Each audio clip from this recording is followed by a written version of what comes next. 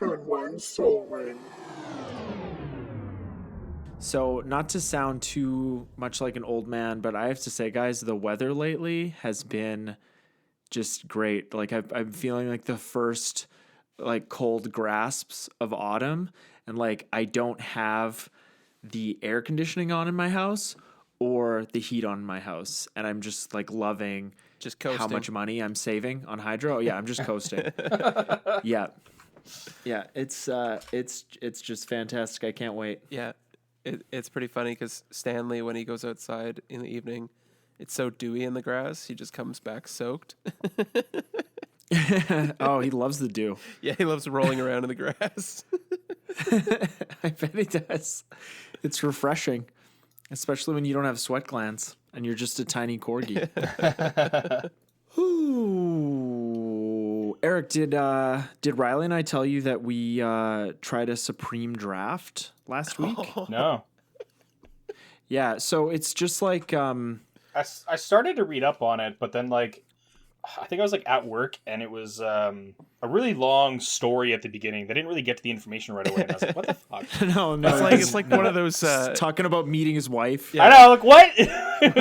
one of those like recipes that you have to like read through this person's life story before they It's like I don't care. I just want to know how to roast potatoes here. Come on. Come on.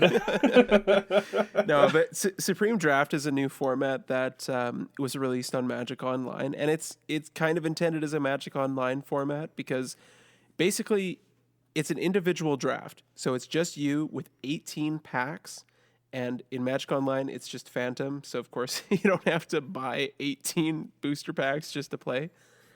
But they're running it right now with all the different Ravnica sets and different packs from Ravnica in certain orders. But basically, you open up a pack, and you have 2 picks. So you make your 2 picks, and you burn the rest of the pack. Then you move on to the next pack, you get another 2 picks.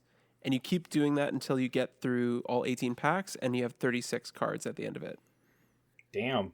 Yeah. Yeah, and it's just designed as like a 2-person draft.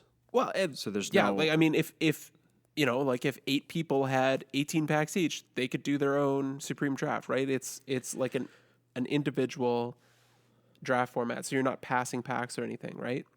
So Yeah, which really lends itself to a 2-person format. So there's a lot less just wheeling of the same cards over and over again. yeah. So Kevin and I played it with his vintage cube, and it was a little spicy. I felt I felt a little dirty. Yeah, Yeah, I totally got hosed. What did you get? You got like 7 of the 9 pieces of power. Yes, something like that. 7 of the 9. Yeah, I got like a Mox Pearl. That's it. Yeah, I had like 3 Moxen. I had a Black Lotus. I had Time Walk, Time Twister, and what was Ancestral Vision. Ancestral Recall. Or Ancestral Recall. Yeah. Recall. Yeah. Yeah. You like turn 1 wastelanded me in one of the games. That didn't last too long after that. Yeah. Wastelanded my tapped breeding pool. Yeah, I went with like a Simic lands deck. So I think my first pick was like Ramanop Excavator and Fast Bond. Oh my god. That's gross. And then I had Time Twister and like Strip Mine and Wasteland, plus like all that power. A couple and an Oko. And too. an Oko. You're like, I can just cast stuff, but I can also just destroy all your lands always. I had Channel with Kozilek and Primeval Titan. So, I mean, I could have, like, in theory, that deck could have easily turned 1 to Primeval Titan or a Kozilek with, like, Fast Bond into, like, Time Twister into... It was pretty good. Yeah, it was very, very good. And I'm looking forward to a rematch and you know, this time hopefully the power is spread out a little more evenly. Yeah, but it was a lot of fun to be able to draft just with 2 people. Mm-hmm. So if you have the opportunity, try it out. We found out that Kevin accidentally has 2 Oracle of Moldias in his cube. Yes, which I've since remedied, but Riley got to draft 2 of them because they were Well, they ended up in his pile of packs. You still picked both of them? Come on. Yeah. Yeah, he's Simic Lance. Yeah. It's great. All right, everybody. Well, this is Turn 1 Soul Ring. I'm Kevin. Hey, I'm Eric.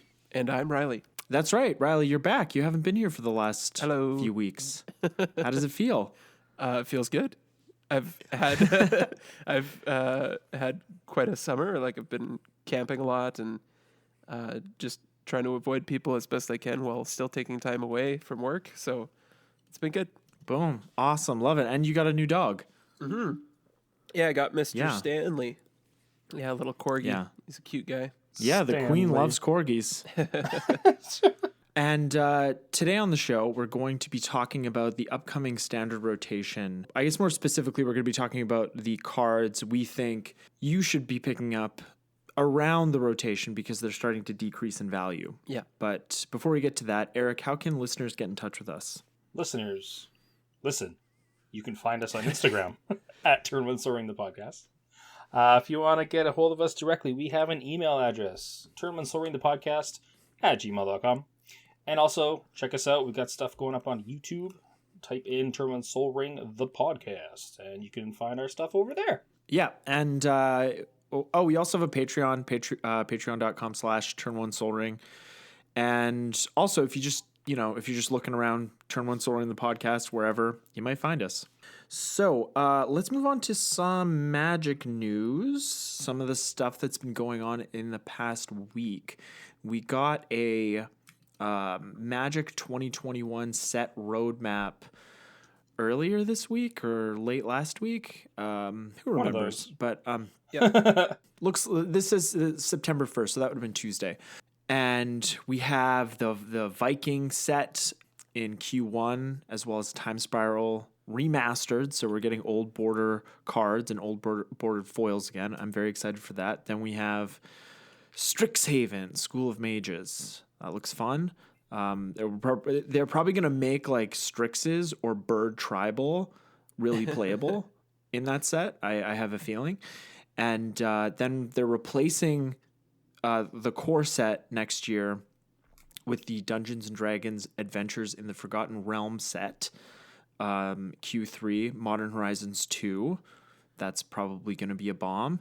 And then we're going back to Innistrad with Innistrad Werewolves and Innistrad Vampires. So what do we think about this 2021 release schedule, guys? I'm pumped. Yeah. I'm really looking forward to Time Spiral Remastered. I think that will be a lot of fun. And, as much as Modern Horizons 1 was a little bit of a headache for Modern, it was great for a ton of other formats and was a very fun draft format the few times I had an opportunity to draft it. So I'm really looking forward to that as well. Yeah, and they solved all those problems with Modern Horizons 1. They just had to ban a few cards, and people were only miserable for a few months playing Modern. It was interesting, though. They were, pushing power on things and stuff, so it was definitely a very different space for them to try and print cards into, so it's really cool that they're continuing with that. And we're going to get an actual Fetchland reprint in Modern Horizons 2. Oh, that's right. Yeah, they did say it's not all of them. It's just the enemy fetch lands, but they're still printing them. I think they said at rare. Yeah, and that's great. Even though that set is it'll probably be at the same price as original Modern Horizons, which for us was about. It sort of fluctuated between seven or eight? it's 7 to when it first came out it was $6.99 and then it went they're $10.99. But so maybe a little bit more than Commander Anthology is what you're saying. Exactly. Oh man. But the enemy ones, we all know that the enemy fetch lands are the ones that are more in need of a real reprint. The reprint that we're getting in the form of expeditions in Zendikar Rising isn't what I would call a real reprint. No, it's not a reprint at all. Yeah. We've gotten the allied fetch lands in two standard sets, and we've only gotten the enemy fetch lines in one standard set. So I think with MM17 and Modern Horizons 2, maybe like we're almost at a standard set level reprint. But yeah, regardless, it'll reduce the prices of those cards. I just hope that the price on the packs for Modern Horizons 2 will at least be around like where Modern Horizons 1 started. Mm-hmm. Yeah, me too. I think that's what we all want. Yeah, and we were saying Time Spiraled Remastered. We had a remastered set already this year, which is on Magic Arena, but they were saying Time Spiraled Remastered is actually going to be in paper as well. So I know you're hearing a remastered set, but yeah, we should get paper printing. Oh, great! Yeah, that is good to clarify. And is it more of a new spin on Time Spiral, or is it actually like Time Spiral block taken and reworked? Is that clear? Like, I mean, I guess Chalice of the Void was. I don't think it was in the original Time Spiral block, was it? No, there will be a wasn't. re-envisioning of the nostalgic special rarity from the original Time Spiral expansion, featuring a number of cards printed for the first time in the old Magic border frame. Cool. Such as Relentless Rats, Chalice of the Void, and Path to Exile. Okay, so it's a new spin on the Time Spiral feel. Yeah. Cool. Well, I'm into it. And like is this going to be like these sets that are on the bottom of this release schedule? Are they on the bottom for the sake of having enough room on this image, or are they on the bottom because they're not going to be? I know Modern Horizons isn't going to be standard legal, but the thing with original Time Spiral is they time shifted cards to make them.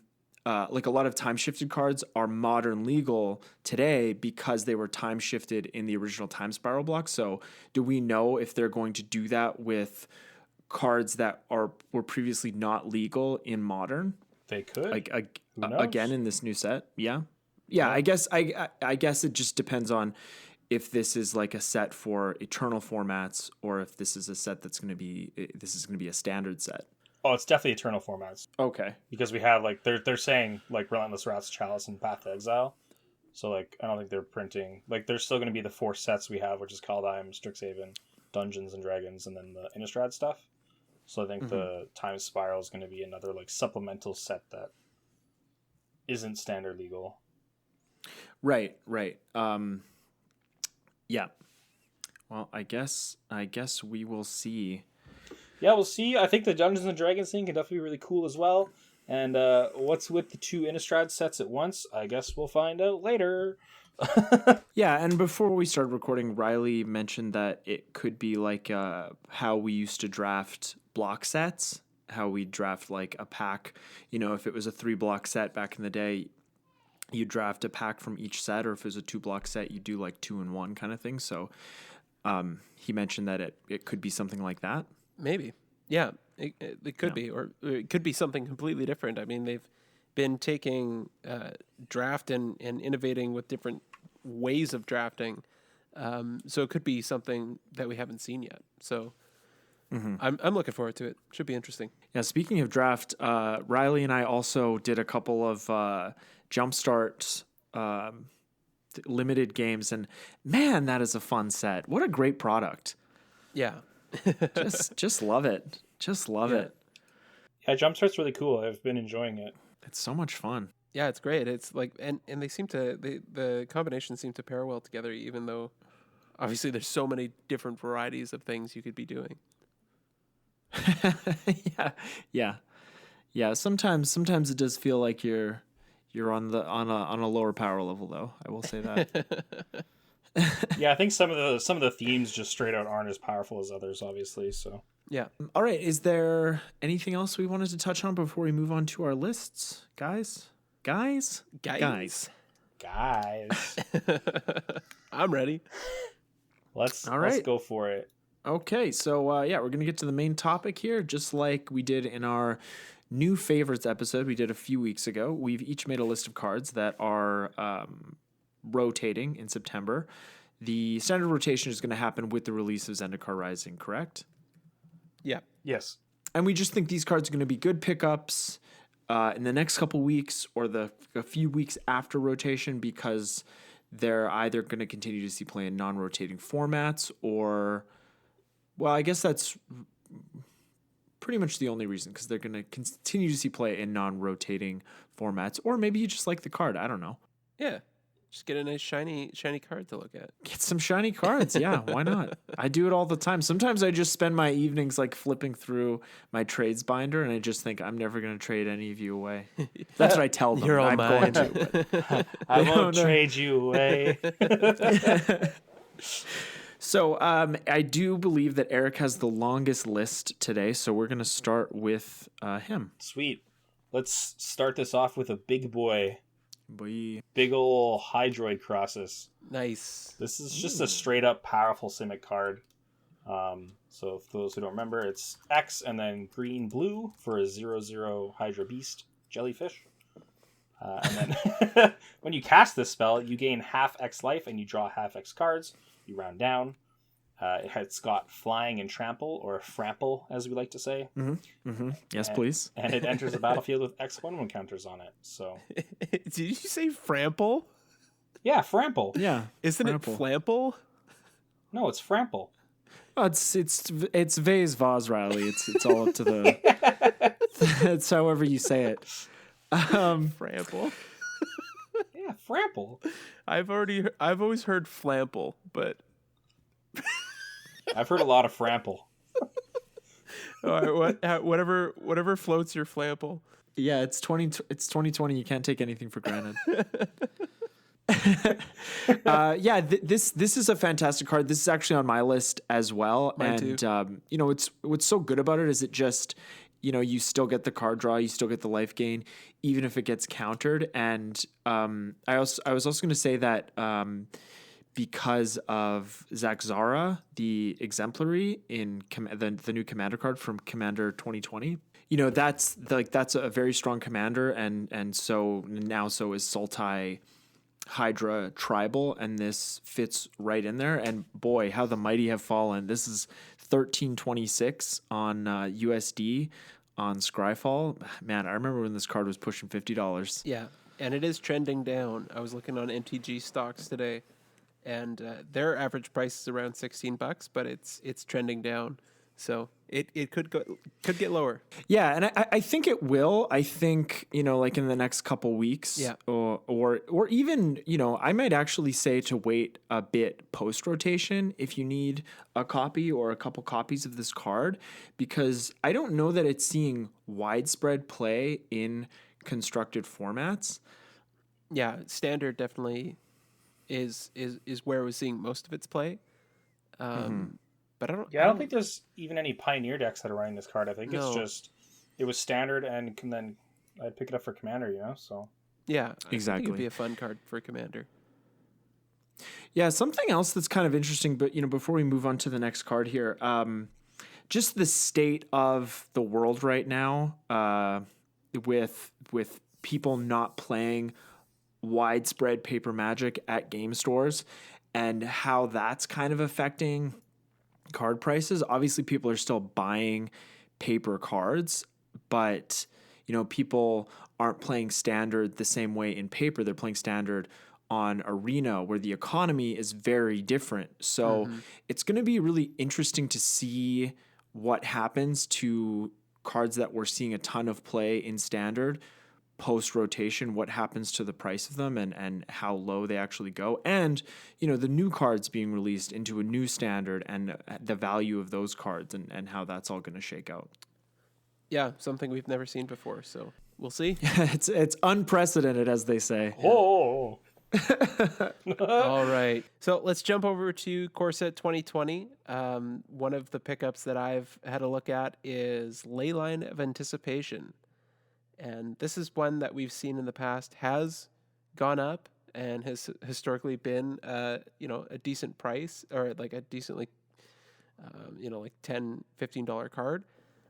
Right now it's sitting at around $6.50 on MTG stocks, and it is currently trending down, but fairly slowly. So it probably won't dip down much lower than it is, but still, I can imagine a year or two from now, this creeping up over time.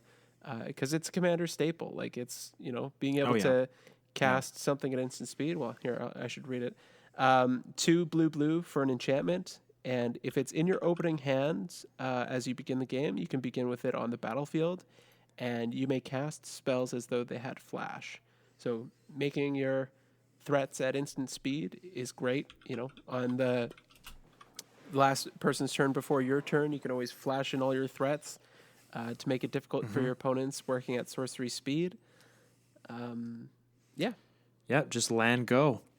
Yeah, this is a fantastic stable card, and for the other ley lines, the Leyline of the Void and Leyline of Sanctity that were reprinted in this set, those are also great pickups. But I would say that this card, the Leyline of Anticipation, sees far more commander play, just because that what it allows you to do is so much more practical in game, which is probably why a card like Vidalcan Ore is so valuable, because you can put it in any deck. I will say though, if you you might want to get the other art or previous artwork for this particular card, because I see here it's admitted sexual predator Noah Bradley, if that's important to you. Anyways, I will move on to my first card, and it is Nissa Who Shakes the World. Okay, so Nissa Who Shakes the World is a legendary planeswalker for 3 and 2 green. She comes onto the battlefield with 5 loyalty. Her static ability is whenever you tap a forest for mana, add an additional green to your mana pool. Her +1 is put 3 1/1 counters on up to one target non-creature land you control. Untap it. It becomes a 0/0 elemental creature with vigilance and haste. That's still a land. And her -8 is you get an emblem with lands you control have indestructible. Search your library for any number of forest cards. Put them onto the battlefield tapped. Then shuffle your library. Gotta love those emblems. That's not a broken mechanic in any way. Not at all. I'm thinking about Nissa for Commander. Like one-sided mana doublers are always going to see play in that format, and Nissa already does. She's also great in Pioneer. I think if you've seen the price of War of the Spark sealed boxes, how they've already increased since that set went out of print. I'm sure the planeswalkers that see play in other formats like Nissa are going to also increase in value. And she's only about she's cheap. She's like just over $5. Yeah. Even the secret layer drop promos, she's not that expensive, under 10. Yeah. Currently, over the last 7 days, she's still trending down slightly, but she'll probably stay around $5 for a little bit, and then she'll slowly creep back up. So now's a good time. Yeah, the great thing about the planeswalkers, a lot of the planeswalkers from this set is the good ones are rare, so they're not as uncommon as planeswalkers in a regular set, where they're generally always mythics. Yeah, for sure. Cool. Moving on, I got Omnath, Locus of the Royal. So this guy's one of anything green, blue, red for a 3/3 elemental. When he enters the battlefield, deals damage to a target equal to the number of elementals you control. But whenever a land enters the battlefield under your control, put a 1/1 counter on target elemental you control. If you control 8 or more lands, draw a card. So in a lands deck later on in the game, all of your land drops are also drawing you cards. So I think this is obviously in Commander a very powerful ability. Super dope. Yeah, and so it's good to catch these guys when they're on the downtrend. Yeah, and in if you wanted to do like an elementals matter type of commander deck, you could really dome somebody for a lot of damage, especially with tokens. Yeah, and really could. And with the new Omnath coming in Zendikar Rising, this guy I think is seeing a little bit more interest just because of elemental synergies. Like anytime there's a spicy new legendary, like people want to build around him, people want to buy whatever kind of tribe or theme is around that card. So I imagine this guy's gonna spike in price in a bit if he hasn't already. Yeah, get him now. Get the shinies. Next up on my list is Scheming Symmetry, another one from Core Set 2020. So Scheming Symmetry is black mana for a sorcery. Choose 2 target players. Each of them searches their library for a card and puts it on top of their library. So this is basically like an Imperial Seal. You don't get the card in your hand, you just put it on top. But the reason I like Scheming Symmetry, particularly in Commander, is that that ability to be able to get somebody else a card that they want can be used in a nice political way, like a nice friendly political way. Something that, advantages the table. Somebody's going off or somebody has like a scary artifact or enchantment. It's like, okay, well, I'm in mono black or I'm in Rakdos or whatever. I can't really deal with enchantments. And hey, that green player over there or that white player over there might have something to deal with it. So maybe I can make a deal with them, give them the ability to make their next draw step in a card that they can use to remove that spell. So it's not only sets up my plan, it also gives, I guess, you somebody else's resources that they can use against a threat that you want to deal with as well. So it can be a nice partnership. Yeah. Until the two of you have to kill each other. Yeah. But you could also use it. I was just thinking, if somebody has like a Mother of Ruins, which if you untap with the Mother of Ruins, your opponents now need 2 removal spells to get rid of that Mother of Ruins or whatever is on your board that you actually want to get rid of. But if you Scheming Symmetry and you're like, I'll get a removal spell and you get a removal spell, and then we can deal with that Mother of Ruins. So this card is perfect for that situation. Yeah. I do think though that this is a pretty undervalued card because it is a tutor that lets you get whatever you want for 1 mana. And it's like you said, it has that political edge to it, which is just a lot of fun. Yeah, for sure. And, it is card disadvantage in the sense that you're spending a card to put a card on top of your deck. You're not putting it into your hand like Demonic Tutor would. But that kind of political strategy that you can take with it can actually help swing the game quite a bit in your favor if you're able to convince somebody to work with you to deal with another threat. Because now you're taking the resources that they have available to them and using them towards your advantage, essentially, right? Yeah. My next card is Karn, the Great Creator. And he is great. He's just great. And he does not look at all derpy in the art on this card. He is looking good. So, Karn the Great Creator is a 4 mana, 5 loyalty planeswalker with a static ability that says activated abilities of artifacts your opponents control can't be activated.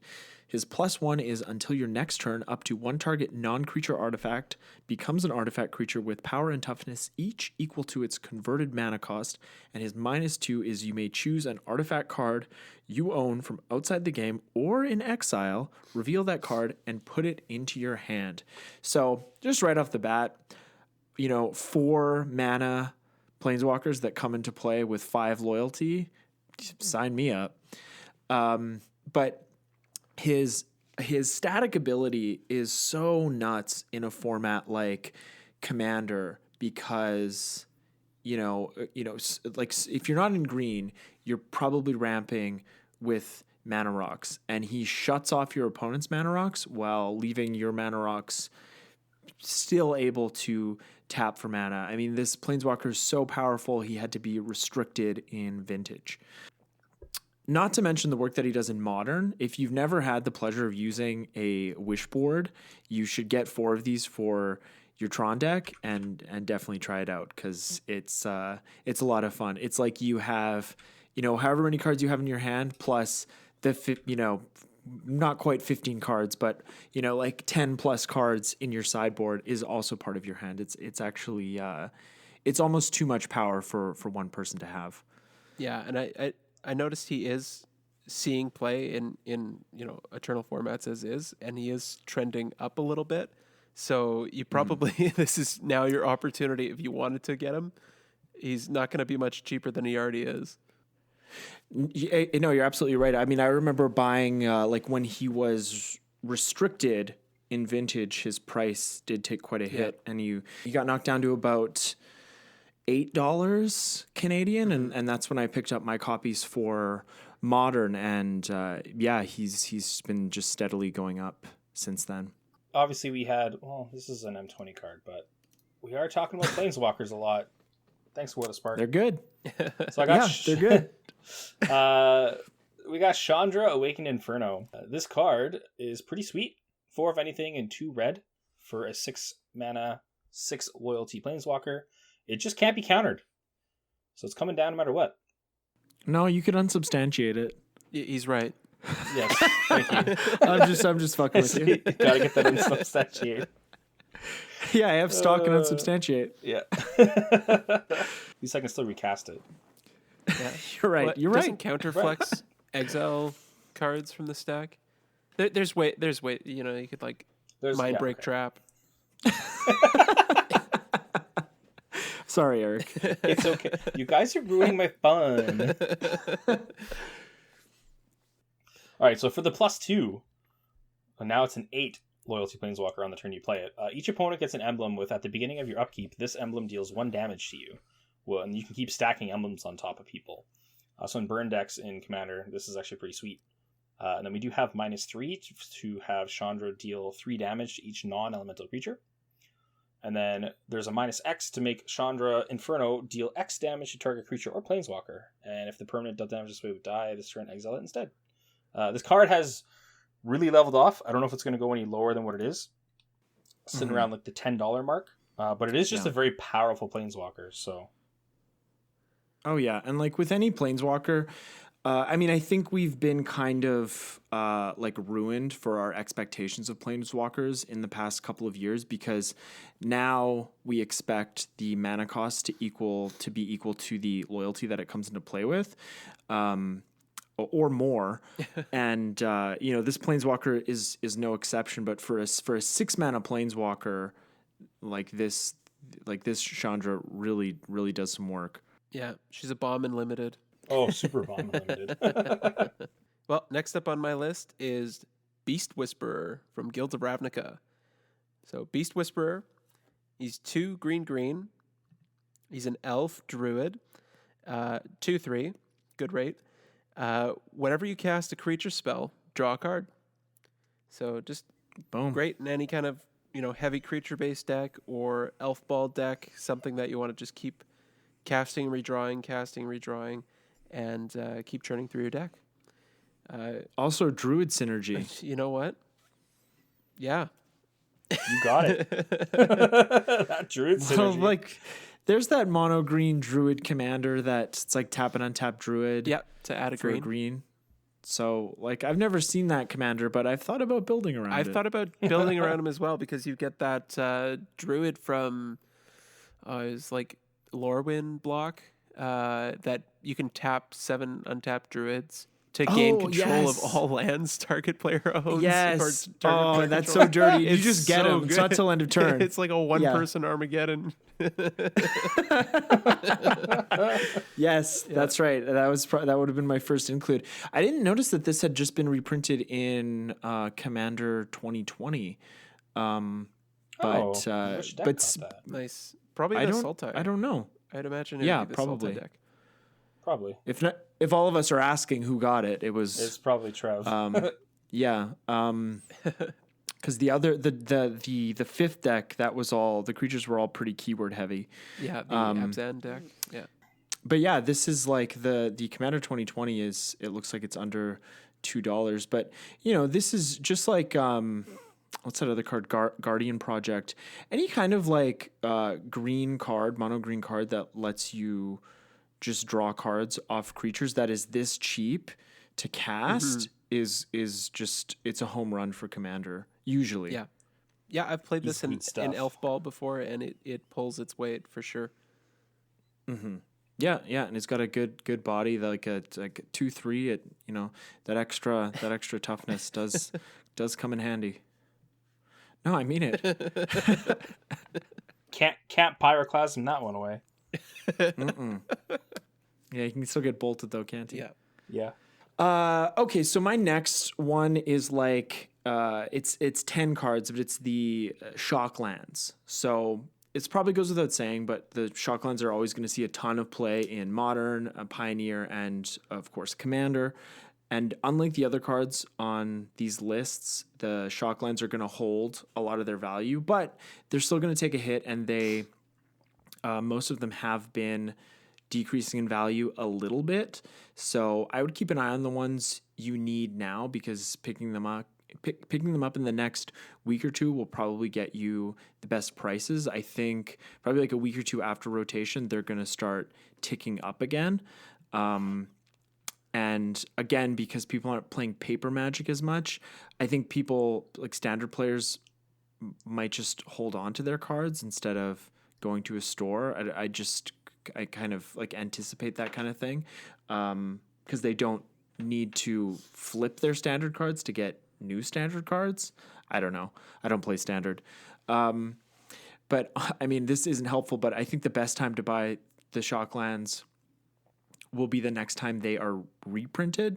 I mean, I remember picking up copies of Breeding Pool for about $7 or $8 a couple years ago, and that's Canadian. So, that's pretty cheap. Sorry, folks.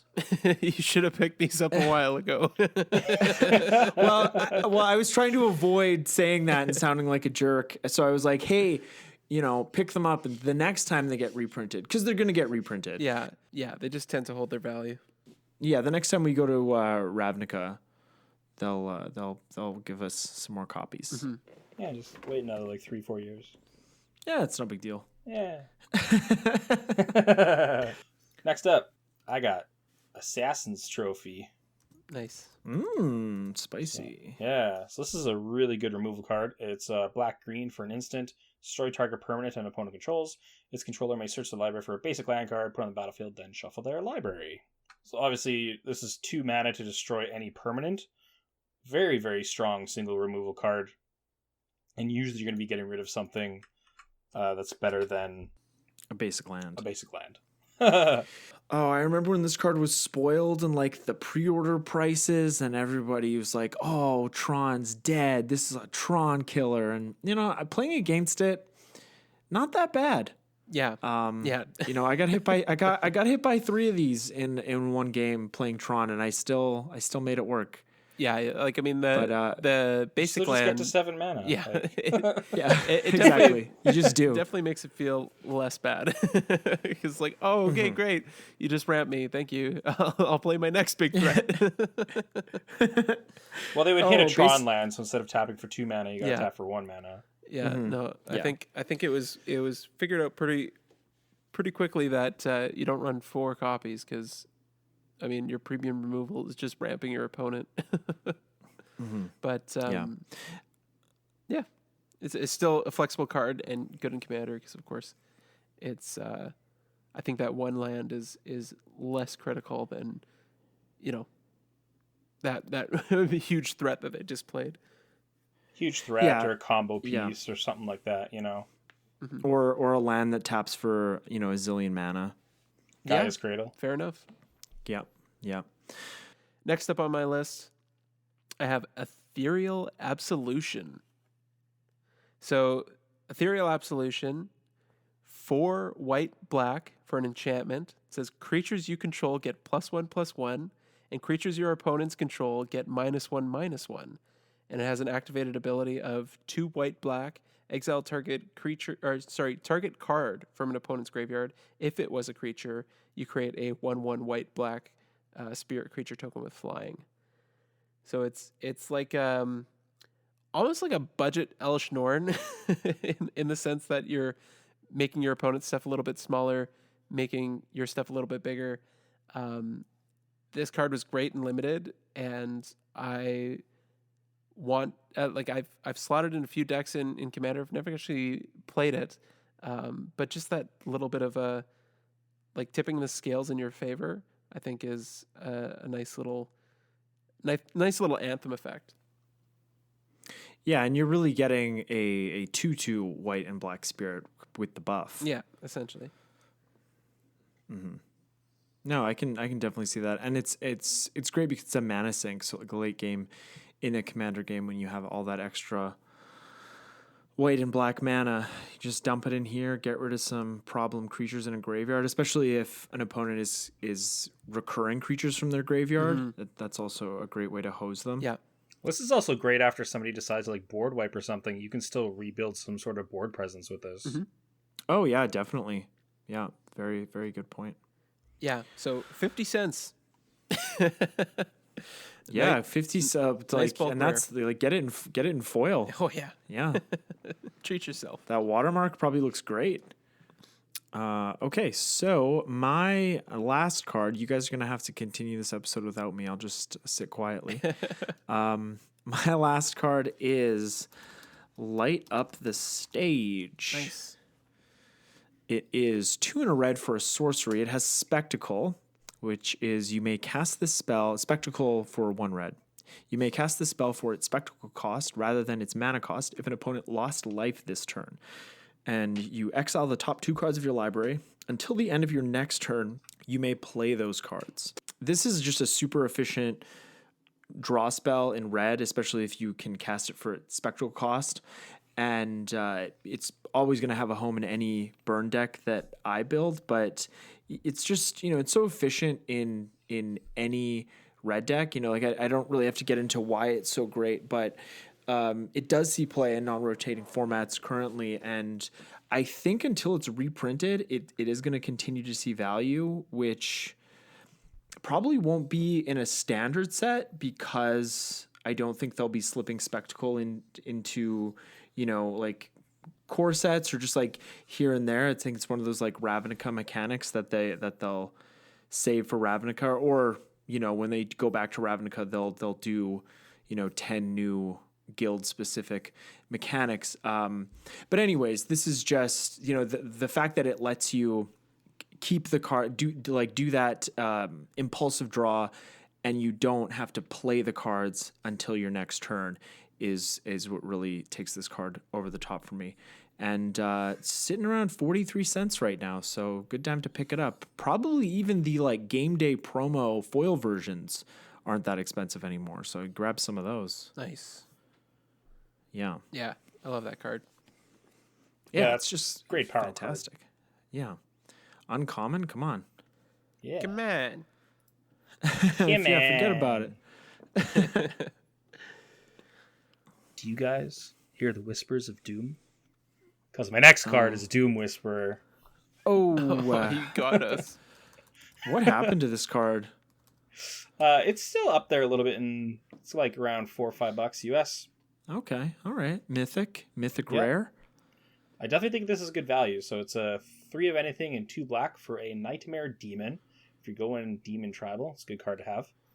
Oh yeah. It is a 6/6 flying trample, and it's got a really cool ability. You can pay 2 life to surveil 2. Yep, you can just keep doing it over and over and over again. Yeah, so not only is this card a 6/6 flying trample for 5, it can help you find your next good draw. Or if it's like, you don't want to be hitting lands anymore, you can always make sure you're drawing like a playable card and stuff. So this card is really good in that regards. Also, if you're playing like a life gain deck that's like white-black, definitely throw this card in there. Because if you're gaining all that life, you can definitely sink your life into something that can make sure you're hitting the draws that you want to hit.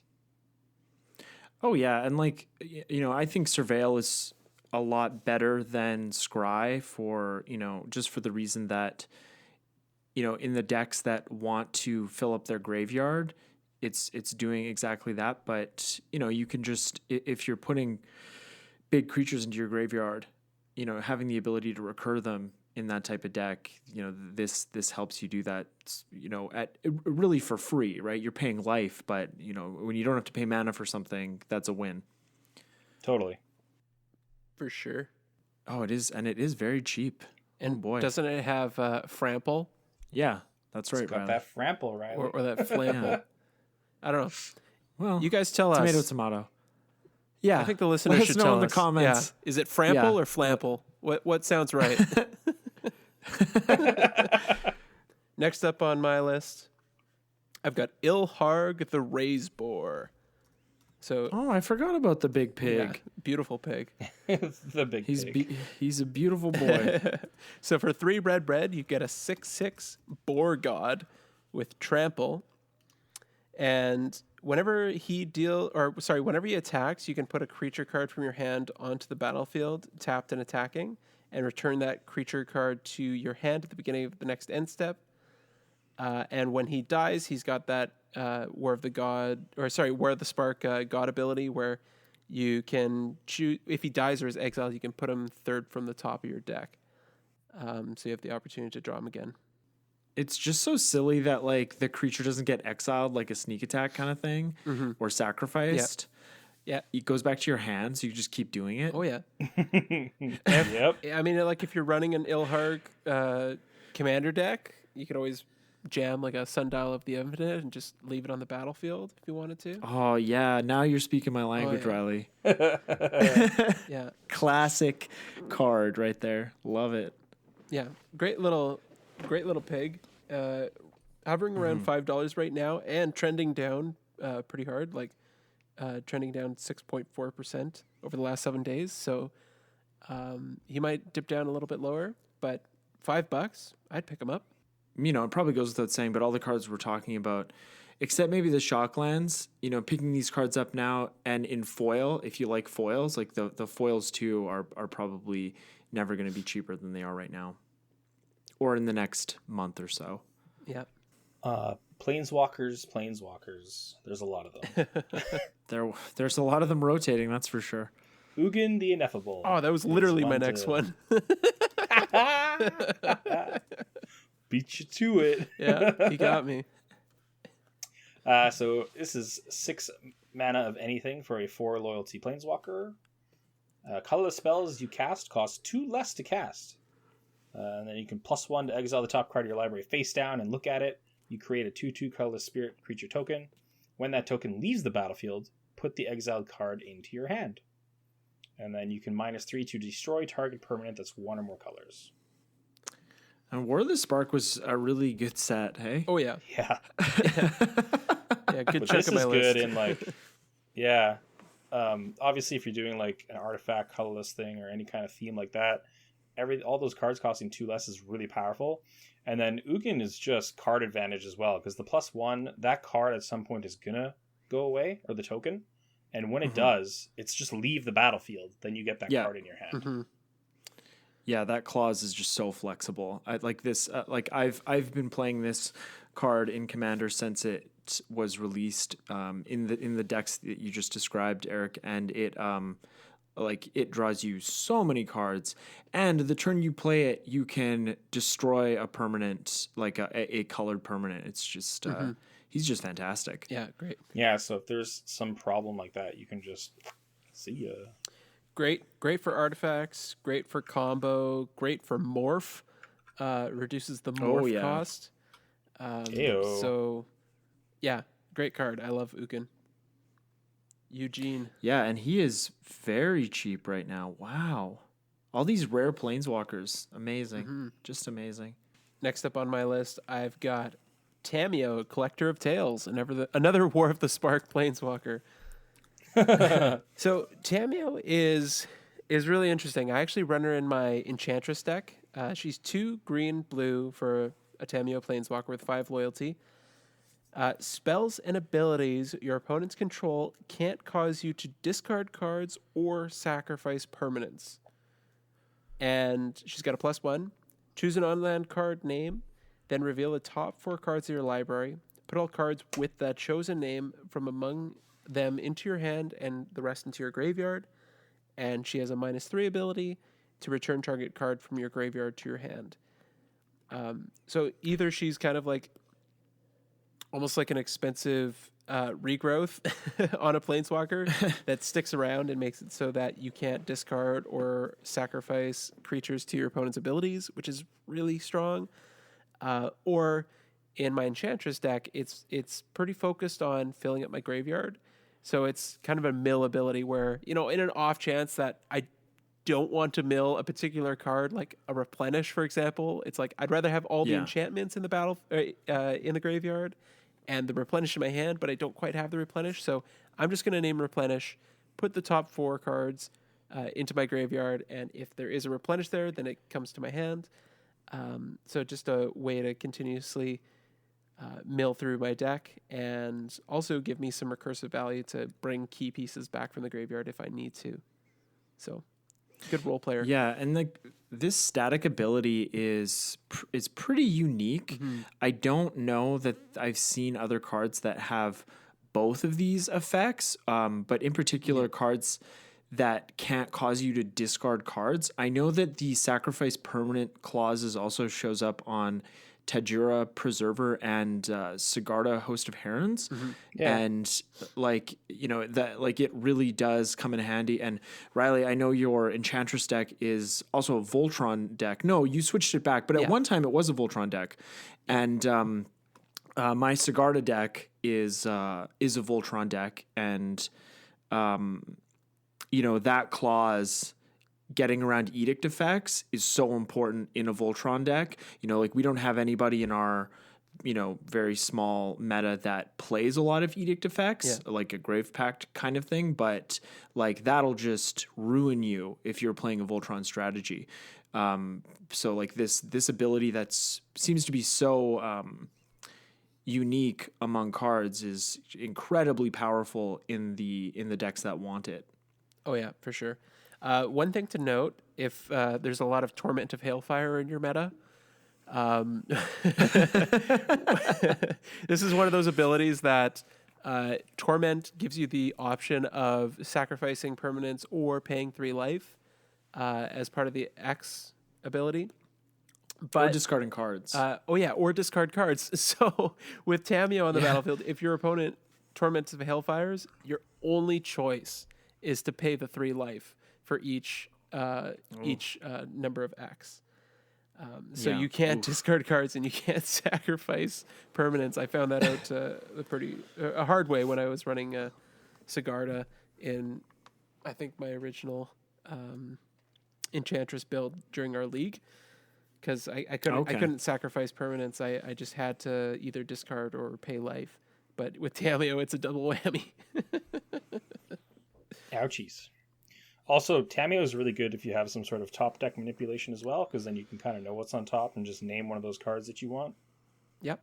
Yeah, absolutely. Yeah, so pairs with Jace and obviously Sensei's Divine Top and stuff like that. So that's right. Sylvan Library, get it. Yeah. Oh yeah, that's a cool interaction as well. That's a nice little one. Yeah. That's gonna be my role in the show now. Just might as well go with another blue-green card here.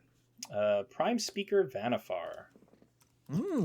This is 2 of anything, green-blue for an Elf Ooze Wizard. Gotta love that creature type. And by tapping Vanifar, you may sacrifice another creature. Search your library for a creature card with converted mana cost equal to 1 plus the sacked creature's CMC. Put that card onto the battlefield, then shuffle your library, and you can only activate this ability anytime you could cast a sorcery. This is sweet, though, because obviously she is legendary, so you can use this as a commander, and then you can just build your deck in a way so that you can always tutor out creatures that you're looking for, and you can also set up like combos and stuff like that as well. So definitely a really fun creature card. Yeah, just go up the chain to get a combo going. I was really surprised after this card got spoiled and this set was released, because there was a lot of hype around this card, and just in our local meta, this was back when we could go to game stores and play with paper cards, mind you. I don't think I ran into anybody running this as a commander. Yeah. Well, it's one of those combos, like the Birthing Pod combo, that like, you know, you've got a chain of creatures that you're comboing into until you get to the end of that chain and find a way to win. But it's so linear, I imagine people get bored of it. You know? It's just one of those things that it looks fun initially, and then you're like, okay, well, I've seen it. I'm good now. Well, I must be an outlier, because like, you know, my Yisan deck isn't dissimilar to that. It is very linear, and I don't. I mean, Yeah. maybe I'll get tired of playing that deck one day, but I love that deck. Yeah, no, I mean, you saw. I think in that case, like the thing with Vannifar particularly is it's not, you don't have to invest any mana into it. So like your Yisan deck, like you're comboing out over the course of the game, whereas Yeah, Vannifar, that's true. yeah, once Vannifar hits the table and is able to use that ability, then you've got a chain to work up to have that inevitable combo. Yeah, it is. Yeah, it is much more combo, and Yisan isn't really a combo win in the strictest sense of the Yeah, in the strictest sense of the meaning. Like at least not my deck. My deck is like a Crater Hoof win. yeah, You know, you do get like a lot of untapping and getting extra mana interaction, but I wouldn't refer to that as combo. But anyways, yes, this is a very, very cool card, and it's very cheap. I don't know what the foils are, but I bet they're under. Well, they're probably between $5 and $10, but don't quote me on that. Oh, actually, I see TCG player 1159. So I was off. So you shouldn't listen to me about anything really. Proof is in the pudding. That's what we should do, a podcast about pudding. All right, Eric, how many cards do you have left on your list? 2. You've got 2 left. Okay, then I'm going to throw in an honorable mention here. So I've already gone through the cards that I noticed were trending down a little bit or kind of like staying where they were.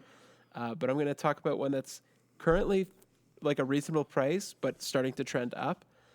Bolus's Citadel. So Bolus's Citadel, this is a spicy card. For 3 black, you get a legendary artifact that says you may look at the top card of your library at any time, and you may play the top card of your library, and if you cast a spell this way, pay life equal to its converted mana cost rather than paying its mana cost. And it also has an activated ability where you can tap and sacrifice 10 non-land permanents, and each opponent loses 10 life. I love this card so much. It's like a few. Seems like a pretty good card. Yeah, it's like a future site that you can just pay life instead of paying mana. So you're basically going until you hit 2 lands and can't go any further. But just such a ridiculous like card and mana advantage using your life as a resource.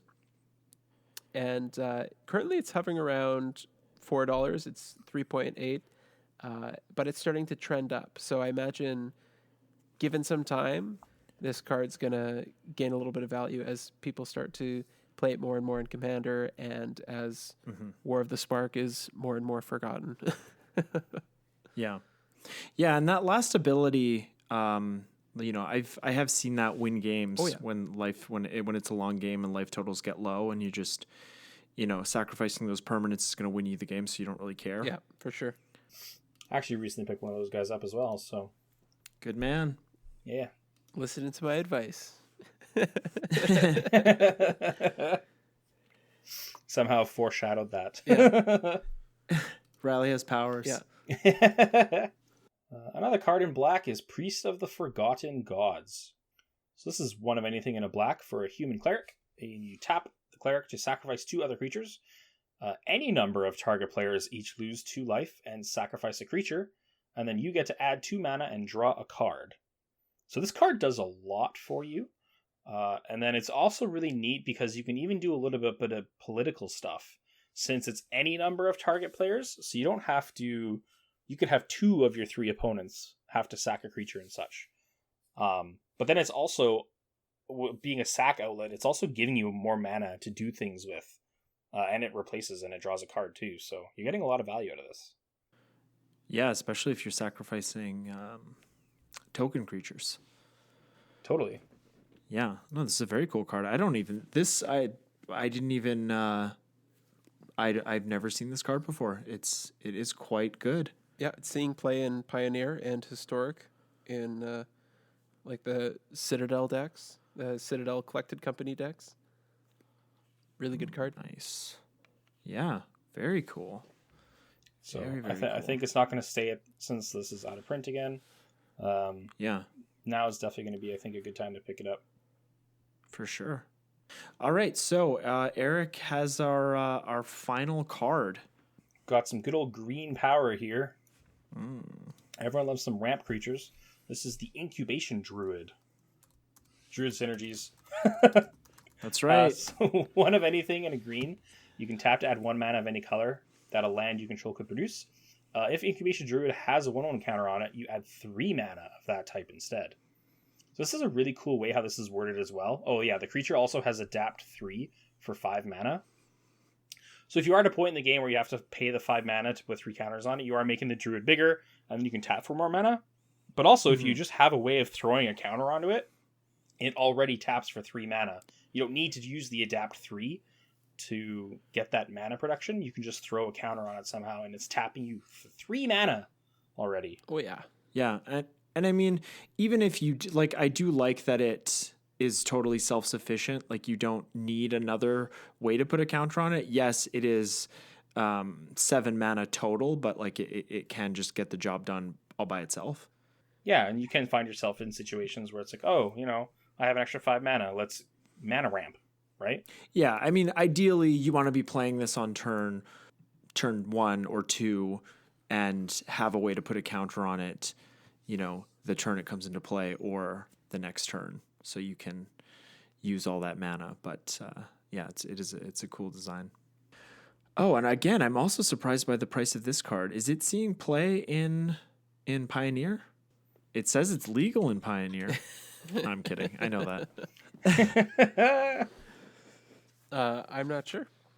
Yeah, like it went down and then back up a little bit, and now it's trending back down again. So, all right, always be trending. Always. All right, so I think we can end it there. Do you guys have any other hot takes about rotation you want to make before we wrap things up? No, just pick up the cards you want when the getting's good. That's right. That's really, and that's good advice in general. When reprints happen, when rotation happens. But honestly, I think like one of the best times to pick up cards over rotation is when reprints happen. Mm-hmm. I know I picked up quite a few Double Masters cards because they're so dirt cheap right now.